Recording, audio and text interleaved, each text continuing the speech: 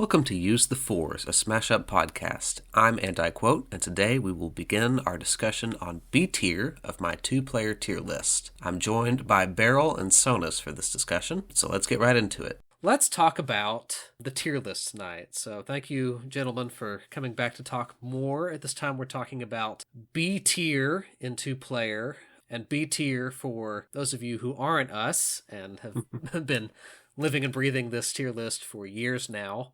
By our rankings, a B tier faction is a faction that's overall less consistent than the factions above it. It often requires multiple pieces to be available at once, and or they need specific pieces in a very specific order to function correctly. And it should be pretty evident once we get talking about certain factions, what we're talking about here. Draw order dependency is a big issue. We touched on this a little bit in C tier. It's still an issue to a degree in B tier, but not as much. They're usually enough balancing out that draw order dependency to give them a little more leverage in a game than the factions below them in C tier.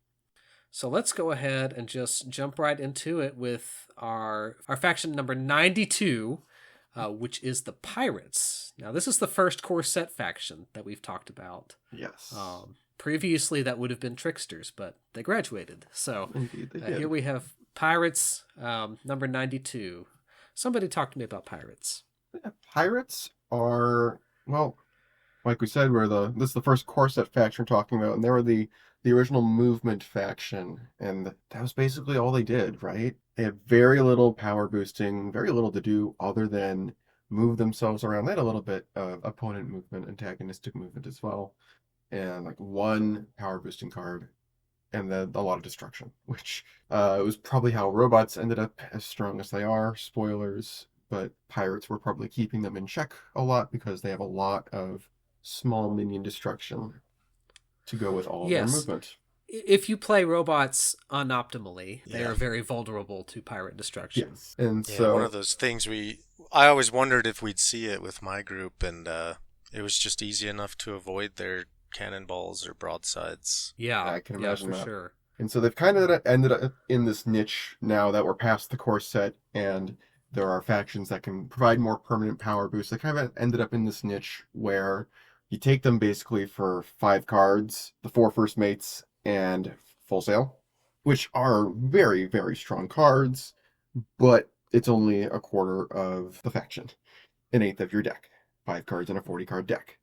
Yeah, that's 15 Pirates cards that you're less excited to see. Yes, a lot less excited. And so this is probably going to be a theme with B tier, is that you're relying a lot on specific cards, and those specific cards can do really, really good things if you line them up correctly. Like, Pirates have technically the highest ceiling possible, where you can get infinite VP with your first mates if you line things up correctly. But you don't need infinite VP to win. You need 15 VP to win. Yeah. It's nice if your Pirate's like a scary clock. The opponent's like, wait, there's already 2 first mates out. What is my answer to this? For sure. And it's interesting with like the partners, you can kind of see there's some in support of that with apes and ants, like make this giant first mate and score all the bases. But an interesting thing from my perspective that happened with Pirates is they were pretty bad, but you can also see from the partners there's a lot of later added factions that have boosted Pirates' viability. For sure. Goblins, Russian, Pearl. Oh, yeah. Like, those are much later, so Pirates starting at the very beginning and then waiting forever to get tons more partners. But I remember when Goblins first came out, Goblin Pirates was a combo I tried. It was one of the first things I think I did when I was first really getting into the game, was exploring, okay, how can this combo work? How good is it compared to other really strong combos? Yeah. And it held up pretty well. It's pretty good. Yeah, it's quite scary, especially if you use Kraken. Yes. The board game bandit is a gentleman and didn't use Kraken in the Day of Smashing game he played of Goblin Pirates versus my Shapeshifter Knights. But I played that game in an exhibition match as practice beforehand. I played it several times, and Goblin Pirates with Kraken was rather nuts. Yeah. Speaking of which, Kraken, an optional Titan, I guess, well, not optional anymore. It was when it was first introduced. But do you think makes things a little weird now? Kraken is. Go ahead. He's pretty good. The issue is the faction he's with. They need him before his summon condition And they need him doing something while he's out more. And the minus thing, it can be all right, but it just wasn't the perfect fix for them. It did get a buff with the 2025 reworks, a very slight buff in that Kraken's minus power now lasts until the start of your turn. Is that correct? It used to stop at the end of your turn, and so it was correct. Literally only useful for the one turn you used it to maybe destroy something with broadside. But now it at least adds a little bit of stall. Yes. But yeah, Kraken, very difficult to bring out, very difficult to keep out if your opponent has any Titan themselves or as time travelers within the time slip. We've already established at this point several different counters that will be common throughout the rest of the factions we look at. Time travelers is one of them. Ninjas and princesses aren't in the counter list, but they will definitely continue to show up a lot more. So we'll talk less about them. Yes. Going forward, just to save time, just because there's so many factions we got to talk about. We're at number 92, and this is the fourth video we've done. But pirates specifically, I mean, their counters: aliens and luchadors with their pins, and aliens just to get rid of things. Voyagers and sheep block movement. Basically, messing with infinite first mates is a good thing. Yes, pretty much. Yes. If you're tired of dealing with infinite first mates, and I've seen several posts on Reddit and Facebook over the years, like, how do I deal with Cyborg 8 pirates or whatever? And well, here's your answer to that. Pick them apart. Put them back in the hand or whatever. But yeah, very interesting faction. Very, very probably next to Tricksters, I think possibly the weirdest core set faction to me. Yes. Because before we move on from them, something I want to mention on the partners side, you've listed a bunch of things that support first mates, and those are great.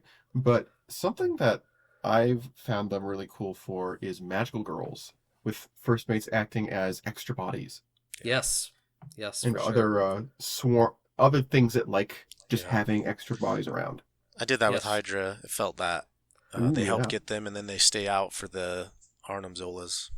Yeah, Hydra Pirates is cool. That's why Pearl is on here. More bodies, more 2-power minions. First mates are 2-power minions, and therefore Pearl likes that a lot. Pearl, playable with what's the Jam All Night Long? That's what it is. Yeah.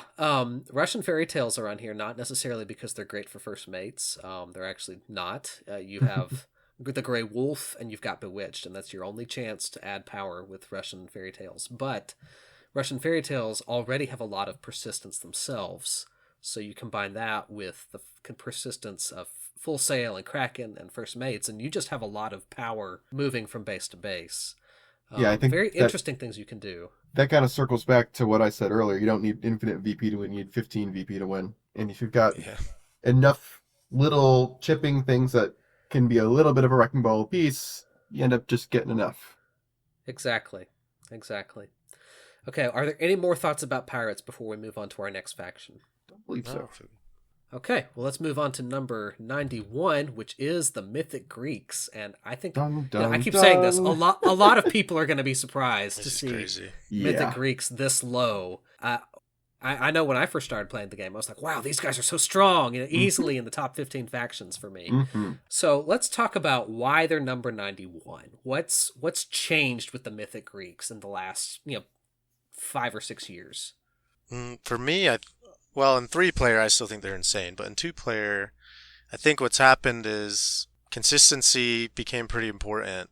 And they have 10 different actions, which can hurt a lot. And then things like Spartan kind of have been met and power crept, you could say. Like a 3-power slot, getting +2 over 2 turns isn't that strong now. A lot of factions can drop their soldier or 3-power minion and get +2 right then. So between lacking some consistency with 10 actions, really not really much draw, I think it just hindered them a bunch. And then, of course, no removal. Yeah, I think those are the big ones, is very low draw and no removal are the big things that are holding them back. Yeah, this is kind of Mythic Horses in C tier. This is almost the exact same kinds of issues. Difficulty with draw.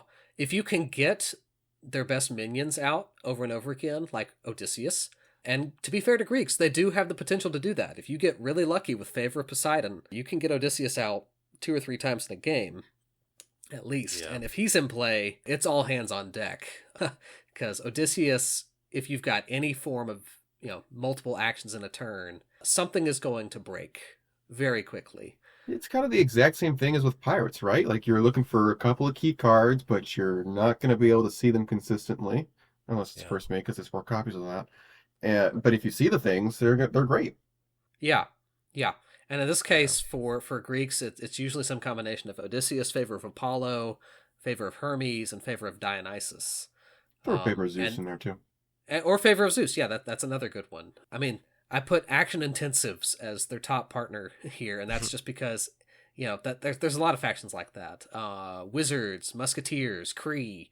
And that makes me think of something. For Greek's weaknesses, if you want a partner to fix this consistency problem, you're probably taking another faction that also doesn't have antagonism. Because you just named like 3 there. Granny's is on here. A lot of their good partners also are just pure offense, and which can hurt. Very true. Yes. Yeah, I do think, and one of their classic partners is superheroes, who they were originally boxed with and sold with, because you can just get Odysseus out even more.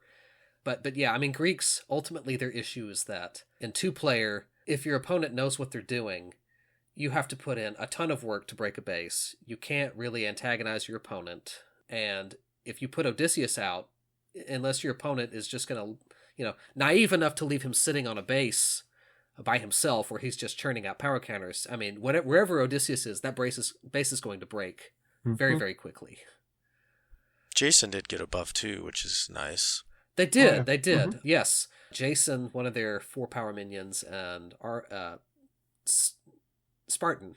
Yeah, it used to be first action you played in the turn was what they reacted to, and that could be very limiting. So now it's just once per turn whenever you play an action, and that's very freeing for them. But I mean, as this was the case with a lot of these factions who in the lower tiers who were buffed, the rising tide captures all ships. So they were buffed, but it wasn't enough to escalate them higher. And to be clear, what we're talking about with the buffs is that previously, if you played an action and then played either Spartan or Jason, they couldn't react to a second action you played. For instance, if you played, I think what's the Favor of Aphrodite.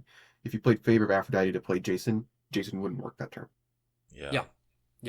And I have had that get in the way of base scores, but I don't know how many. So for me, it's been several. I mean, I like the Mythic Greeks as a faction, not as much as I used to, but I mean, 5 years ago they made it to the finals paired with Kree in a tournament I ran. So you give them the right partner, and they're still very scary, but there's just too many ways to play around them in high level play. Yeah. When you need to use multiple cards to end up with just +3 power, and then you just pick dinosaurs and they play augmentation. With card. King Rex augmentation. Oh, look, 13 power on a base with Fort Titanosaurus. So, So that's the thing. Everybody else got buffed too, so it's hard to keep up. Any more thoughts about Mythic Greeks before we proceed? Don't believe so. Okay. Well, number 90 is the Samurai. And kind of crazy. All of our French players just groaned. It's going to be an unpopular video, I think. Yeah. I know that they really like Samurai in the French community, and I like Samurai. Yeah. I think they do a lot of common things like card draw and power gain. They do it in a way that's interesting to me. They've got dueling cards that I like. I like them. They're dueling way more than I like dueling in Cowboys. And they're very consistent. Like, they have enough draw that you're going to get to play a lot of cards with them. But somebody else talk about Samurai. Yeah, Samurai is one of those factions that at least I want to like. And I know they've kind of waxed and waned in popularity over the years. I know there was a period, like a year or two ago, where everybody was trying to make them work. But it's kind of the same thing we're talking about at the end of the Greek section, where you put in a ton of effort to get average output. Yeah. Like they've got, I think the best example of this is Yokai Attack. Like you get a Ghostly Arrival, extra minion, extra action, which is really, really good, but you have to give up one of your previously played minions by destroying it in order to get that. Yeah. And you have to destroy it. Some cards have what we call a destruction loophole, where you can bypass the destruction and still get the effect. Samurai don't have that. You have to destroy the minion, and so it's a net gain of 0. As far as minions go. You spent a past minion play and a present action play to get a present minion play and a present action play. And they don't make up for it like Nope. a traditional self-sacrifice factions. Like I don't even really feel No. like Samurai is one. They just have Yeah. yokai attack. But it's like, what am I destroying internally with it? It's just Samurai Chan. None of it feels especially like an extra benefit like it does in Hydra or something. No. Yeah. Not Now, even that said, they Shogun. do pair well with self-destruction factions Yes, because that is of true. that. I mean, Yeah. Hydra, Kitty Cats, superhero. I especially love superhero samurai. That's probably my favorite samurai combo. But yeah, I mean, so much of their strengths do rely on their 4-power minion, Bushi. Bushi is very good. You know, and one of the wildest takes I've seen about samurai is that they are better aliens. Oh, gosh. No, they're not. Bushi may have one more printed power, but he is a lot harder to exploit than Yeah. Invader is. It's a lot fairer. Yeah, he is much fairer. If you can fire off Bushi more than, twice in a game, you're going to Which do they can quite do. well. They can do I would that. pick Samurai into Dragons, for example, because Bushi Yes. can completely negate the negative VP from them. But They're pretty Yeah. reliant on Bushi, kind of like the They- Greeks' problem, yeah. Yeah, they are. exactly. But it's pretty great because you can come just all of a sudden win. It's like I Yeah. only need 6 points and I score this 5-pointer with a Bushi, or if you happen to get 2 or add in the duel for the V, they Yeah. can just all of a sudden steal a game. Yeah. Yes. But Out of Yes, you nowhere. can very easily get 2 or 3 extra VP very suddenly between scoring a base and dueling, and then using the dueling before scoring special that they have. Yeah. Yeah. If It you can add up. if you play as we alluded to earlier, if you line up everything exactly right, you're gonna do okay with Samurai. But Yeah. for a lot of their faction partners, that's more trouble than it's worth. You need something like superheroes or shapeshifters that can guarantee you get the cards you want regularly. Yeah. I think they kind of fall into a similar niche as sumo wrestlers, where you're taking them to do kind of things that everybody likes to do, but not everybody can do, like add power to the board. But they're not the best at doing it. They're kind of just like okay at it themselves. Yeah. And you take them Yeah. to have consistency and make sure you can do it when you need it. Yeah, a good jack of all trades kind of faction. Yeah. Yeah. It kind of just feels like you can always pick them Yeah. and you'll at least get something decent. Yeah. Interestingly, they are maybe the only faction that I would say is pretty hard countered by giant ants. At least it used to be. I can never remember what the rule is, but the giant ants Titan Death on 6 legs takes a power counter from a minion as it goes to the discard pile. Well, with the rework, that's a lot clearer because now it's explicitly before the minion goes to the discard pile, so Bushi definitely does not go to the discard with that power. So counter. if you use one of your samurai actions to give Bushi a single power counter and boost him up to 5 power, so you would get his VP when he goes to the discard pile, Death on 6 legs can just take that away from him, and you don't get the VP. that It is that a can May matter. at least. Yeah, yeah. If your opponent has Death on 6 legs, you're in trouble. Yeah. But yeah, any other thoughts about Samurai before we proceed? I will say Ronin was probably my vote for possibly weakest minion in the game, and it actually felt kind of okay post buff. That's I still yes, don't like Ronin. yeah. Ronin and yeah, we completely glossed over the other non-Bushi minions, which, as you see in the weaknesses column, all mediocre, and that's putting it nicely. Shogun is just unexciting as a boss minion.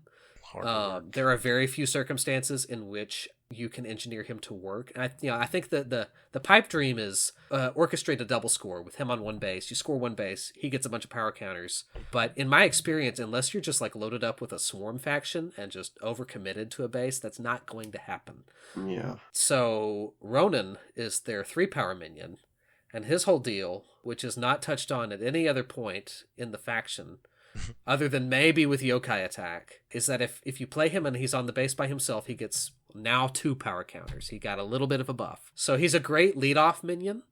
If you play him as your very first minion in the game, if you pair with explorers and you play Lost City, that can be an interesting play for Bushi or Ronin. But otherwise, he's a blank 3, and that's terrible. Yeah. I actually don't like him as... I know he's only useful as a lead-up minion other than the printed 3 power, but I think that actually kind of works against one of the niches he could fill, which is as defense. Like, where you put him on a base to get second place, and he's actually worse in that context unless you specifically want to power up to avoid destruction or something. Yeah. Yeah. Which is Yeah. nice. And a second power counter has power counter synergy with factions. Sure. So that can come into play a little. Yeah, Right. it's also sad for me because of what could have been. Yeah. Like when we were talking about when we were doing the POD balance patch for all the stuff. Ronan was one of the more contentious cards that got a couple of different changes floated and even tested, but Yeah. ultimately ended up going with the thing we went with, which makes me sad. Well, Berryl, maybe when your name is on top of Smash Up, you Yeah, can make that exactly. change. Yeah.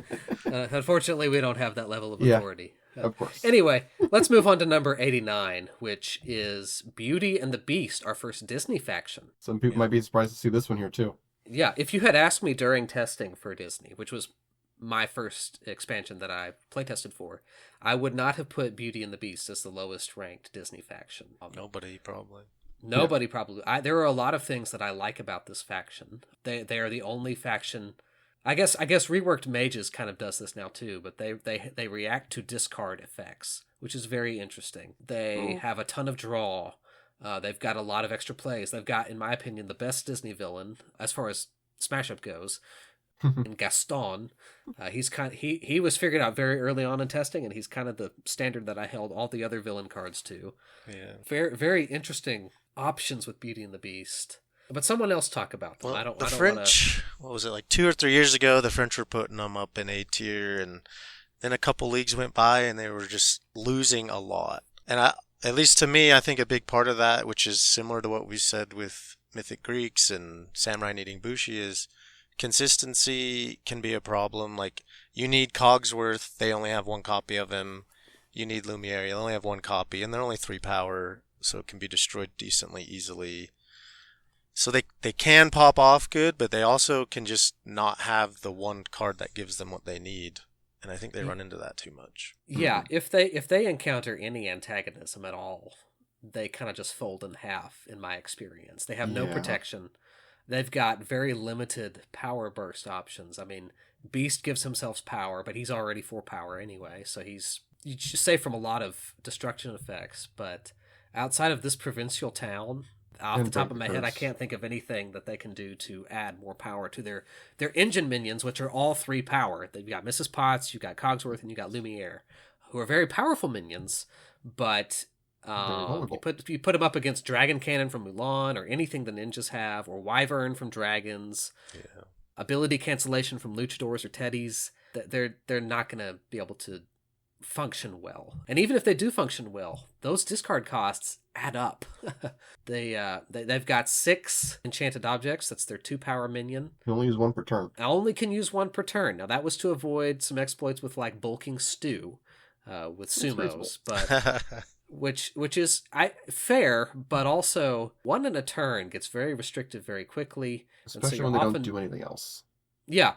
In my experience, you're often discarding enchanted objects just straight to the discard pile because you've already used your 1 per turn, and you keep drawing them because they're the most common minion by far in your deck. I think the only other minion that has 6 copies is in Hydra with the Hydra agent. So you're drawing a lot of the same minion that you can only use once per turn. Playing it as a regular minion feels terrible because it's 2 power and it doesn't do anything. And then if you don't get and keep your draw cards out, your hand size shrinks very quickly. To do these powerful effects. They've got Break the Curse. That's the other plus power card I was thinking of. And that's temporary. You use that to break a base. You can't use that for protection as easily.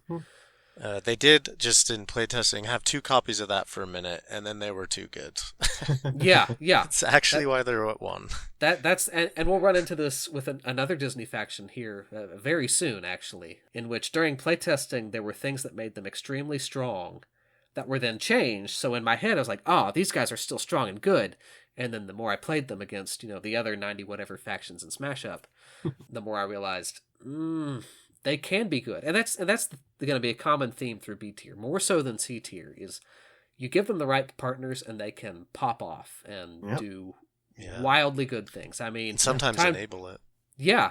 Time Travelers are on their partners list because they can go infinite with Time Travelers. They can just draw and play and draw and play Time Walk over and over and over again if you line up everything correctly. And even without Time Walk spam, they're still very powerful. But having a few very strong partners is not enough to put you high on this tier list.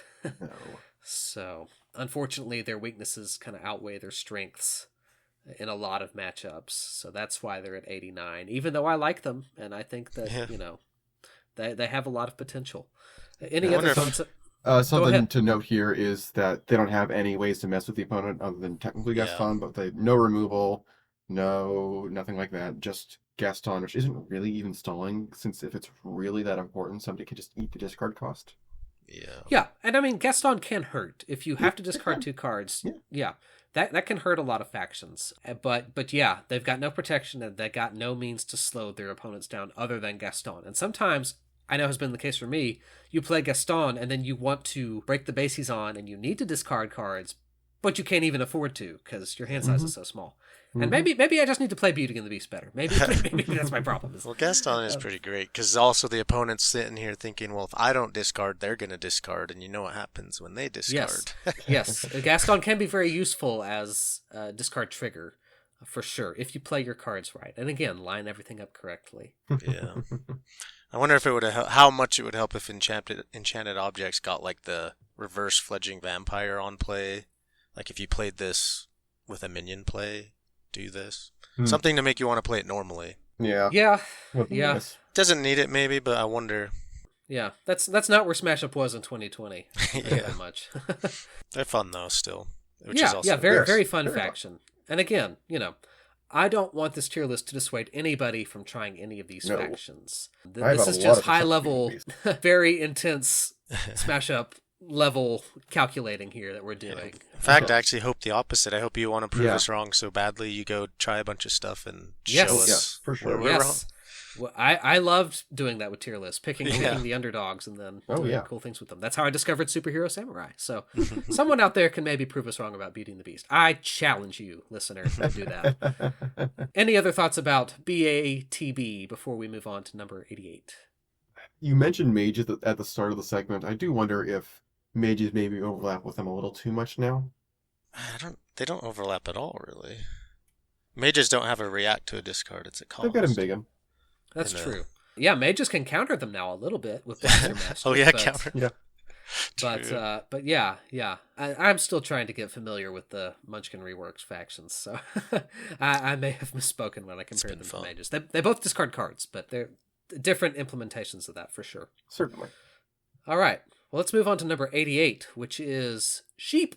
I know ludicrousness felt a little bit ludicrous that sheep were above Beauty and the Beast. And that comes down to me making the tier list. I like sheep. This is a case of I wanted to pick an underdog faction and experiment with them, and I liked what I found. So they're not super high on the list, but they are number 88. They're higher than 17 other factions at this point. So somebody talk to me about sheep. I like sheep. I'm still figuring out their full potential in 2-player for myself, but they still have a bunch of things I really like. Ram it's just nice having talent move, but that can also be some antagonism or even offense for yourself, like if you're with elves or nobles. They have some countering with Little Bo Peep. And then, of course, the Black Sheep flock drop can just be a wild mess of the opponent. Like, if they just do anything, all of this power moves. So it's hard to lock them down, which can be a really big strength. And then You Shall Pass, having an extra action and draw a card at 2 copies. And then Hello Dolly. Threat of Hello Dolly probably is why they're above Beauty and the Beast in the end, in my eyes. Yeah. They're mainly here because of Hello Dolly. And this stat is not actually correct. I said one of 2 factions that has a counterspell card. Counterspell meaning you can play it on another player's turn after they do something in response to what they just played. In which case we're talking about Hello Dolly, which is a crazy action that just point blank copies the exact action that your opponent just played and lets you have that effect as well. One of the factions I'm thinking of is Geeks, of course. Yeah. The other faction I'm thinking of, we've actually already talked about, Cowboys with Dynamite Surprise, which we did not talk about at all when we discussed them. Do we count the Nazi here? Counterspell. Hornets? Maybe. So maybe one of 2 to 4 factions, depending on who you ask and what day it is. Yeah. But yeah, I'm specifically I guess we could count Hornets in this case. We'll get to Anansi here before you know it, so and talk about them then. But yeah, they're kind of like in the same vein as Vikings to me, in that because of Hello Dolly, they can scale to their opponent's strength. And Hello Dolly, Wood for Sheep, which is another one of the cards, To Follow or Not. They have a surprising amount of card stealing and copying. I've seen them beat aliens for that exact reason. You take Probe out of their hand and knock out an invader. Aliens don't like that very much. Nope. Well, A Wood lot for of Sheep was buffed. Yeah. Wait, it was? Yeah, Shearing. now you can, if you don't take one of the cards, you can play an extra action now instead of just lose your Oh. action play. I actually don't Okay. know the impact of that fully yet, but I'll Yeah. actually play the card now. Yeah. And then Shearing was also buffed. I Shearing believe. 2 is a lot better, Shearing 2 also got a buff. That's true. Now you can play it on any minion, not just your own. which is so nice actually. -2 power, just because I've been thinking about cats because of the other day. That's now a cat synergy action. Yeah. Yeah. Yeah. And one card that doesn't, in fact, it's often considered terrible in most contexts for sheep, but Counting Sheep, which is a very weird card, gives you power if your opponent gets power, usually very exploitable. We usually don't like giving your opponent the opportunity to give you more power when they want to, but there are some ways you can cheat that. That's why Elves and Pearl are on the partners list. But also the Shearing buff. Yeah, Yeah. but also that's true with the shearing buff. When when shearing goes away at the start of your turn and your opponent's power goes back up, you trigger Counting Sheep. So they can even trigger it themselves now. But yeah, Elves and Pearl are on this list primarily because there are lots of ways to cheese that with Elf Help Guru and so many of the Pearl cards. And to be clear, but- the output from Counting Sheep is nothing like super good. Like No. plenty of factions have +1 for all their minions as a base modifier, or even activatable.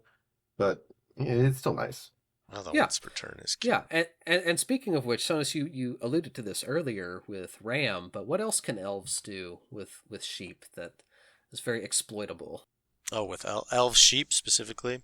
Yeah, The ram with the flower child trade was the big one I was thinking of. yeah. Give Flower Child away, take somebody's 3-power minion, and then you move Ram over and return Flower Child to your hand, Yeah, and you can do it again. so annoying. Yeah, sheep. I used to think of them as just a really difficult to use movement faction. And that's one of their weaknesses. You know, they've got a lot of mandatory movement between 7 of their minions, the 4 flocks and the 3 black sheep, that can be used against you in a bad way. That's one reason why Bear Cavalry is at the top of their counter list, because bears, I mean, it's just like in real life. Bears eat sheep. Well, and that's why I'd add ninjas there, because all of a sudden that shinobi, your black sheep's gone, your flock's gone. That's true, yes. And Oh. yeah, I didn't put shinobi or ninjas on the list because they're not going to be on a everywhere. lot of lists. But yeah, specifically shinobi of all things can counter sheep because black sheep has to move away anytime a minion is played on its base. So you play shinobi before the base scores, and well, black sheep's got to move. And if you've got flocks on the base, then they've got to follow black sheep. And all of a sudden, shinobi just solos a base by himself. It's painful. Flock is not an exciting minion to play. Now paired with tornadoes, they become a lot scarier because all of a sudden all this movement is turning into power increase with category 5. I would easily say that Sheep Tornadoes is one of the strongest combos in the So game. strong. So terrifying. But yeah, I mean, they're more than just a movement faction. They've got a lot of Yeah. deceptive copying and stealing effects. Like I said, they can punch above their weight, but they're a weird faction. A lot of mix of things that don't always feel like they come together cohesively to me, but when they It's like work, they really work. The biggest weakness that's killing me with them is, I think it's something like 5 of their actions they can't really rely on. Like Counting Sheep, you don't know when that'll work. They can't even really trigger it well. Hello Dolly, you don't know when you'll get to play it. 2 copies of To Follow or Not, you might not reveal anything useful from the opponent. And then Wood for Sheep, you might not reveal anything useful. So you could end up with 4 to 5 just dead actions. Right. And I think that hurts them the most. And outside of Shearing, which granted is a much better card now, Yeah. they don't have, and You Shall Pass, they don't have a lot of good card draw. So you're kind of just hoping, and no extra minion plays. So you're kind of just hoping you get what you need as soon as you can with them. Any other thoughts about Sheep before we move on? I need to experiment more with sheep. I wouldn't be surprised if they end up rising a little bit as people experiment with them more. Yeah. I'm there too. I've just Yeah. not put the time in yet. Yeah, same. Yeah. Again, listeners, play Sheep. Let us know what you think. Please. I would be more than happy to move them higher on the list. Oh, yes. I'm a sheep fan. So Yes. anyway, number 87 is the Magical Girls, which Berryl has already alluded to. Yes, I have. Magical Girls got a small but significant buff in I 2025. think it was one of the. I don't think it was a small buff. I think it was one of the biggest buffs in the POD patch. Yeah, small in the sense that they got a single card change, Yeah. but it was a significant change. Yeah. Yes. So talk to me about Magical Girls, somebody. Yes. So Magical Girls are a really weird take on Swarm. Like almost all of their minions have pretty heavy engine abilities. Like they've got engine depowering, they've got engine destruction, they've got engine recursion in their leader. It's drawing Engine minions straight from the movement. discard. Yeah, yep. Break- Minion yeah. Breakpoint antagonistic reduction. movement or friendly movement. I guess engine breakpoint reduction isn't really an engine per se, but what's that mean? Bewitching Gal is still very strong. Yeah, talk but to Sinister Six about that. yeah. But the problem with them is they can't keep all of those minions out for very long in a state where they can do useful things. Like if you want to lock down a base with what's the destruction one? Technomagical Lass. Yes. All the names blend together a little bit. But if you want to lock down a base with Technomagical Lass and let's say destroy minions of power 3 or less consistently, that means you need 3 minions there, turn over turn. And if you've got that much power out, let's say both the other minions are the Magic Cats, the 2 Magic Cats, that's still 6 power. And that's a big footprint to be leaving out. And especially for the actual payout you get, you're basically just preventing somebody from playing 3s there in the first place. Because once you kick off 1/3 by destroying it, nobody's going to play into that intentionally, unless they're breaking the base. That's the trouble with talent-based destruction, which Yes, I'm sure it we'll is. touch on in the future as well. But Yes. it's a threat one time really, and then Yes. after that, it's okay. Now, Sonus, to that point, I recall you played a game a while back in which you managed to get Technomagical Lass and Sakura Warrior, who's the other 4-power magical girl who reduces minion power with her talent. Yeah. You got them together with Walking Castle, and that was scary because all of a sudden you've got this mobile destruction engine going. Oh yeah, But, and actually it was done to me. I felt the wrath of this, and it's basically with Walking Castle there. If you cannot burst a base, you probably can't play a minion because I play on another base, Walking Castle moves them over, destroys what I played, and so I had to be able to burst or destroy them, but I was Ralph Ultimates, so not a lot of destruction available to me. yeah. I was able to overcome the thing in general because of Men's Eruption, but that showed me it almost feels like a full board lockdown, and it actually just happened in our Crucible League. Green Mage did it to Wakey Chad, just locked the board down with that setup. Oh, yeah. Exciting. So let's talk about Walking Castle real quick because Magical Girls, I believe, yes, they're our first Big in Japan faction. Yes, they are. And Big in Japan was the first expansion that introduced Titans. So Magical Girls Titan is Walking Castle. And as it says in the weaknesses, Walking Castle's nice. It has the talent to move itself and 3 of your minions, which is almost unprecedented. It's just so difficult to bring into play. Yeah. You got to give a minion. You have to decide pretty early on, and this is the case with a few Titans that we'll talk about going forward, but you have to decide early on if you're going to use Walking Castle or not in the game at all, pretty much. Because it either costs a minion play to bring into play under certain circumstances already, or you have to expend one of your extra minion cards to bring it into play. So again, you're always playing it instead of playing a minion. Yeah. Right. And they want minions on the board. Yes, desperately. That's the crux of all their abilities. So Yeah. yeah. I think another patterned weakness is what we've said this tier still is a consistency issue. All unique minions. Mm-hmm. When you want Bewitching Gal, you get Technomagical Lass, like stuff like that. And they've got 2 Rainbow Girls. That's Those are quite nice, but you're also holding on to drop those. Yeah. Till they work, and they don't really have draw outside the cats, if I remember right. And No. I said no draw, and that's technically not true. You've got the Magic Cats who can draw Power Maid and their boss minion, Lunar Captain. But yeah, other than that, that's about it. Let's talk about the recursion package, because I think that's great. what most people think of when they think Magical Girls. Yeah. I It's- think it's they have powerful. maybe the strongest minion recursion in the game outside of zombies. Maybe. I would agree with that. Yeah, I would say it's probably between them and skeletons for second place at this point. But Yeah, skeletons are good at 3s or less, but magical girls really help you get back your big minions. that's true. Yeah, and magical girls in their strengths, you may see two specific cards mentioned: Purge the Demon and Silver Shard. Silver Shard is a very interesting recursion card. It ruins factions like zombies or skeletons that want minions in their discard pile because Silver Shard says put them all back in your deck. But I think it even ruins normal recursion because part of the idea with recursion in general is that you're getting back only your best cards, so that once you draw and your deck is thinner, you're more likely to draw those good cards. But if you shuffle back every single minion, that's going to include a lot of junk you don't want back. Right. And this Right. infamously worked in the Day of Smashing, or no, March Smashness with Magical Girl Russians. They completely bricked, Miskatonic Wizards. Yes, that was in an exhibition game, so I'm told. It didn't actually happen in the tournament, but yes, still, like, Wizard Miskatonic, especially at the time, had a lot of weak minions that you didn't necessarily want to see again once you played them, and Silver Shard just shoved all those enchantresses and researchers right back into the deck. Yep. So yeah, Silver Shard, very interesting card. They've got some other cards. They've got one card that I can't remember the name, Lunar Healing Love Spell, I think. So good. That you and another player get to put minions. You choose a minion to put back in their hands. You can give yourself a boss minion, and you can give them a recruit. I know. I think they choose the minion to get back. No. You're right. You're right. No. Yeah. Yes. Yeah. It's like, here, I'll take Lunar Captain back. You can get I don't know, Toad or something. Toad's pretty good. Maybe not Yeah, Toad in that case. Yeah, Samurai Tenacious Z, Chan. let's say. Samurai Chan, yeah, or Bushi, not Bushi. Dang it, Ronin. Yes, there we go. Yeah. Your most useless minion is you clogging up your hand once again. You'll probably discard it the first chance. Clogging your Kiss the hand Sky doesn't really spell's mean crazy, much, too. right? Kiss the Sky Spell. Which one is that? That's they just recur any minion and then they play an extra action. Yeah, it's so funny to me because that one I think has more copies and is directly stronger.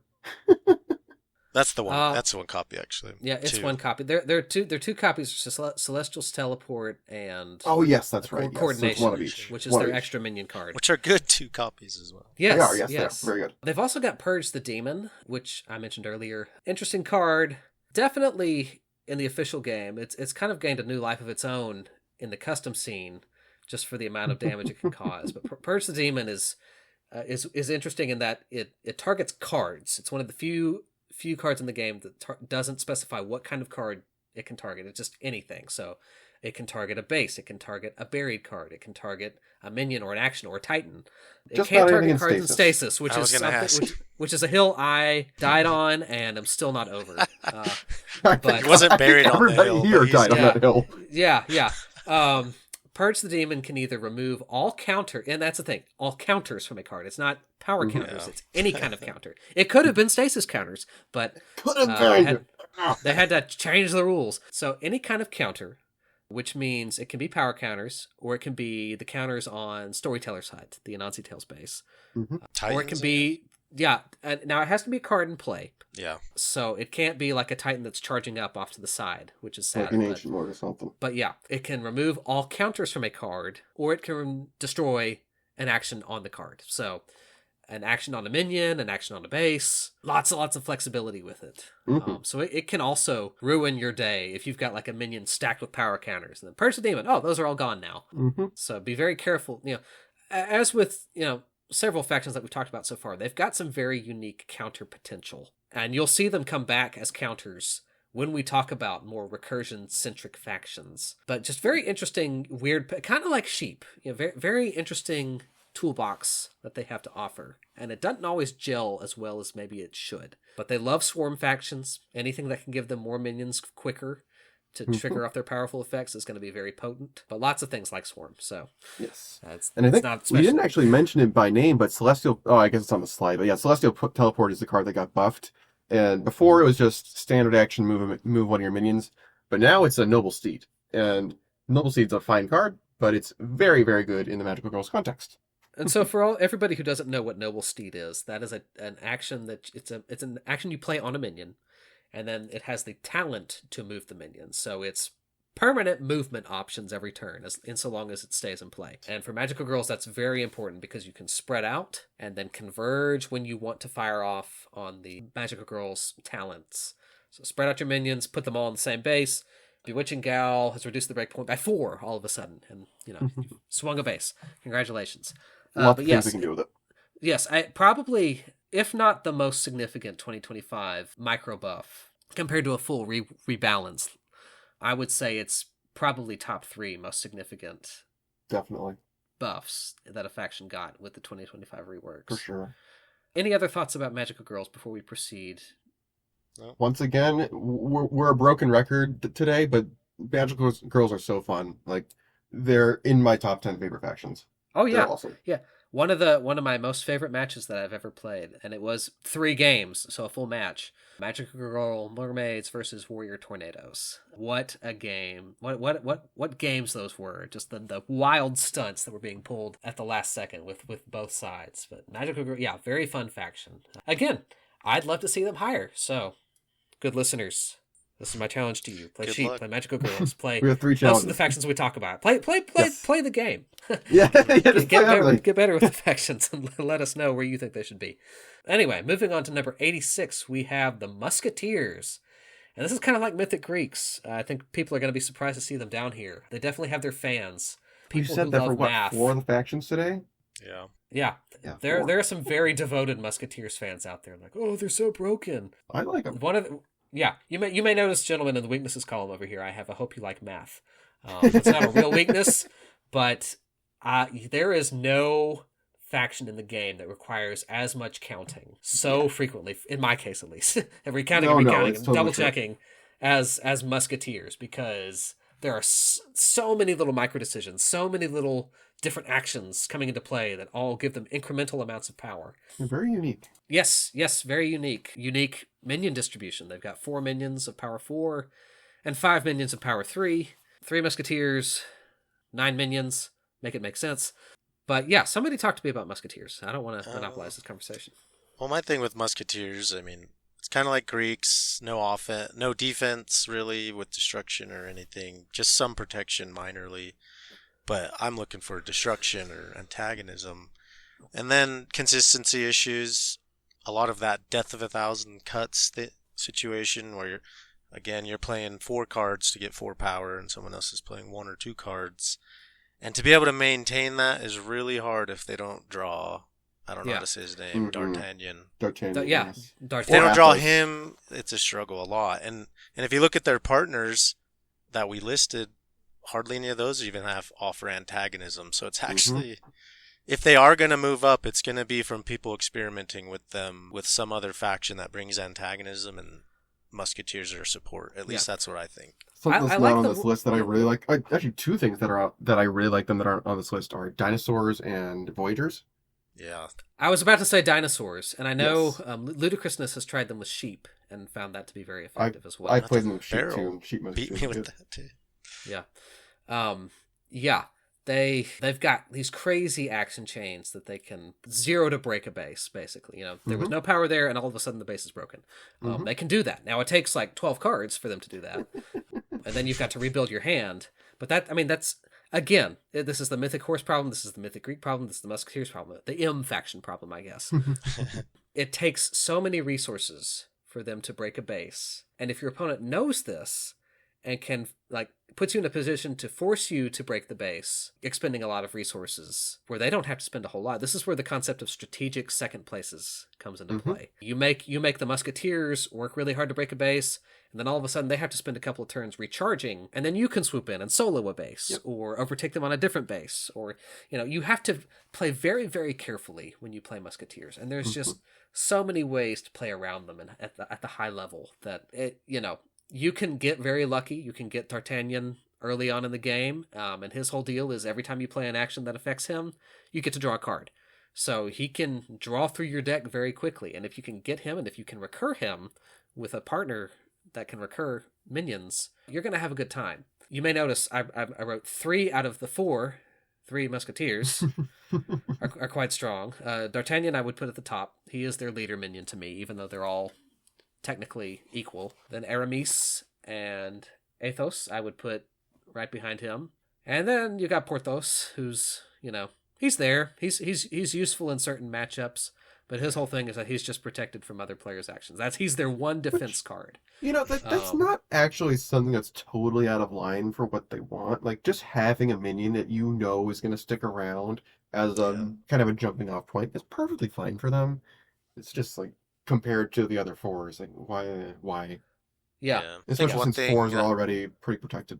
And then you've got 5 copies of Young Musketeer, who's one of the least exciting minions in the game. It's just you play an action that affects it, it gets a power. Well, a temporary power, not even a power counter. It's just like, oh yeah, one more power. So, and I've found myself in positions where I'm breaking bases with Young Musketeer, and it's just the poor man's Aramis, really. Yeah. And there are 5 copies of it, inexplicably. I'd much rather 5 sounds wild. Yeah. I'd much rather give them, 4 and one of their other actions as an additional copy. But yeah, they really need card draw. They really like recursion. They really like other power boosts. That's why we've mentioned dinosaurs. That's why cyborg apes are on this list, because cyborg apes can give them power and recursion. Oh, and also minion modifiers directly affect things. Yeah. Yes. That's true. You play a minion modifier on a minion, and that counts as affecting it. So D'Artagnan draws you a card, for example. I like Disco Dancer Musketeers, and I know Bandit does as well. Oh, yeah. You can do some cool things with Dancing King. You have I Will Survive, where Disco King can put himself and D'Artagnan, for example, back in your hand. And Disco has enough extra actions, which Musketeers really like. We've not talked about Token of Affection yet, but that's a crazy strong action. That's good. Indeed. There are a lot of definitions of effect these days. Yes. What it means for a card to affect a minion. And Token of Affection can grab any card that affects one of your minions from your deck or from your discard pile. One of the craziest plays I ever did with Disco Musketeers was Token of Affection into Last Dance on Cave of Shinies. Ooh. With 2, it was Porthos, bless him, and 2 divas to immediately gain 6 victory points. That's awesome. And if the Rockstar Pirates player hadn't seen that coming, and played Saucy Winch to shoot their own first mate in the head the turn prior, that would have won them the game. But I think a huge weakness is they're pretty one note. The next card you draw is also going to grant power, and the card before that probably just granted power. Yeah. So no versatility there. And they've got action chains. Their action chains are constrained. Like, you can only play actions that affect the minion in a lot of cases. They've got 1 movement card. That's the one card that can keep them from being locked out by Eliza on Ice Castle, which has happened to me before when playing Musketeers. It immediately shuts them down, and it's terrible. Princesses hard counter Musketeers more so than just about any faction in the game, because Musketeers have almost no way to deal with that. It's because their cards are so low value individually, right? Yeah. It's like, oh, I could play 1 power and I get an extra action that I can't use because Eliza's out. Yeah. And princesses, of course, have their own antagonistic movement, so even if you try to stage multiple minions on Eliza's base, they can just shove them away. Very, very bad matchup for Musketeers. And Spies is much the same case. Secret Agent, I mean, need I say more, right? Yeah. But yeah, as always, very potent, very powerful in the right combo. If you have a play group in which they just like to play the same combos over and over again, I'm sorry. Because with the right partners, Musketeers are obnoxious, but... in more ways than one. Yeah, in more ways than one. You have to count. You will get tired. Everybody else at the table will get tired of waiting. Yes, it's been 15 minutes. Why are you still taking your turn? Analysis paralysis, the faction, for sure. But yeah, at a high level, there's just... There are so many ways to account for what they can do and play around it. Any other thoughts about Musketeers before we move on? Yeah, so we mentioned they're vulnerable to strategic seconds earlier, and I think they're one of the few factions that would actively benefit from having a copy of Seeing Stars in their deck, which is just destroy minion power 3 or less. And even if that destruction card straight up did nothing else except destroy 3 or less, they would be so much better. That would help a lot. Yeah, for sure. And get rid of what's the Last Stand. Swap that out for Last Stand. Oh yeah, what a terrible card. Has almost never made a difference for me, and it doesn't even help Aramis. I frequently use it just to draw a card whenever a base scores. Yeah. You know what? That's fair. Anyway, let's stop bagging on Musketeers and move on to number 85, which are the Star Roamers. And this is the last faction we're going to discuss tonight. we are a quarter of the way through B tier. Woohoo! Folks. But yeah, B tier and A tier wound up with the same amount of factions, actually. That's very interesting. But both over twice as large as C tier. So a lot to discuss. Anyway, let's talk about Star Roamers, which are one of my favorite factions in the game. This is another case of nobody likes Star Roamers, and I was a Star Roamers underdog fan, and now lots of people have come to appreciate them in the past few years. So, what do we like about Star Roamers? What do you like about Star Wars, man? Let's see. They have, let me just read the strengths column that I've already written.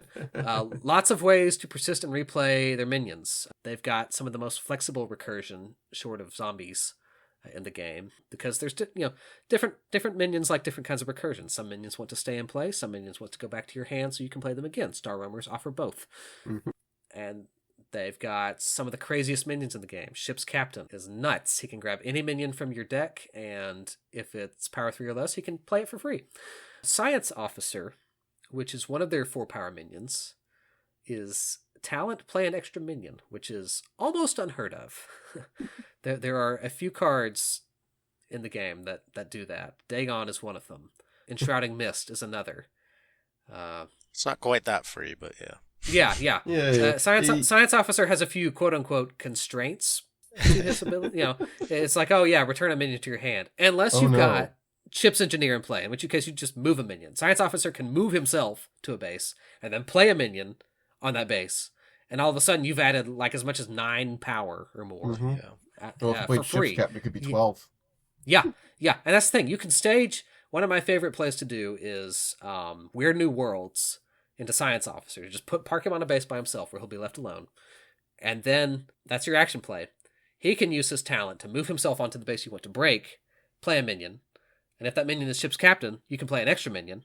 And guess what? You haven't actually used your regular minion play for the turn yet. So there are deceptive amounts. They have a deceptive amount of swarm potential. They're not a swarm faction in the traditional sense, but you definitely have those turns where you're playing 4 minions in a turn. And it's on top of that, they got Hyperspeed 10, which is probably the best movement action in the game. It's up because there. you just take all the minions on one base and move them onto a different base. And unless your opponent has, Force of Will or Hello Dolly, for example, they can't do anything about that. Or some movement protection. I think does hideout prevents that. That's why I think it does. Yeah. There's some movement protection. Yeah, Moai, Little Bo Peep. Again, sheep handle Star Roamers pretty well, but they got some unique disruption options. They've got returning to hand, which is, I think aliens are really the only other faction that do that. So Certainly power counters. If you play your cards right and you stage it correctly, you can get rid of a minion with a bunch of power counters on it, and it just has to go back to your opponent's hand. They have Teleport Error, which is a card that lots of people hate. I don't mind it. It's not a great card, but sometimes you just don't want a minion on a base, and it moves. You don't care where it goes. Yeah, I don't care where it goes. It just needs to be not here, and it's uncapped movement. So, yeah, my first video on Crank It Up was Russian Fairy Tale Star Roamers as an unexpected party combo. I still stand by that as one of my favorite combinations in the game. If you want to know more about that combo, there's a video about it in which you can hear me talk about it for like 15 minutes. So I won't belabor the point here. Magical Girls is also up there because, again, they've got deceptive amounts of swarm. Magical Girl Star Roamers was the combo I beat Bandit with as Mermaid Mounties in the second day of Smashing, the second one. Yes. But yeah, and Berryl has beaten me with Superhero Star Roamers before. Oh, yes, I remember that one. Yeah, that was when I played Explorer Tornadoes. Oh, yes, it was Explorer Tornadoes, yeah. Yes, and we didn't want to use Category 5 because that was brand new at the point. But, I remember Ensign was actually useful in that matchup. Yeah, yes, Ensign. One of the weirdest protection cards in the game. Listed as a weakness in the weaknesses column. Yes. But he can have his moments. Tornado's definitely one of them. He can get picked up instead. Yes.